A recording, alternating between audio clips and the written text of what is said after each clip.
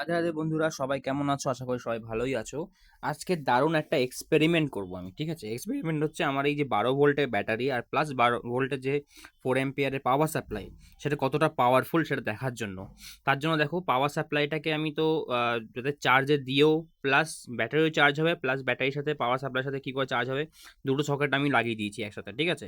মানে যাতে সাইমেন্টানেসলি চার্জ হবে প্লাস পাওয়ার সাপ্লাই দিয়েও চালানো যাবে।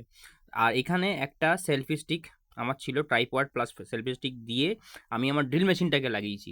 মানে যেটা আমি নিজে হাতে বানিয়েছিলাম 555 মোটর দিয়ে, ওই সেম মোটর দিয়ে পাখাটা বানানো, ঠিক আছে? এবার যেহেতু আমার ড্রিল মেশিন একটা আছে, তো সেক্ষেত্রে এই ড্রিল মেশিনটাকে আমাকে জাস্ট কানেকশনটা একটু রিভার্স করতে হয়েছে। আগে দেখে নাও পাখাটা কত তেজ, বুঝতে পারছো? ঠিক আছে, একটা পাখার কত তেজ।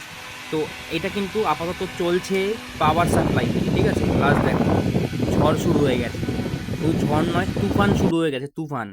প্লাস আমি এটা টেস্ট করে, এটা তো এতক্ষণ পাওয়ার সাপ্লাই দিয়ে চলছিল, পাওয়ার সাপ্লাই প্লাস ব্যাটারি দিয়ে চলছিল।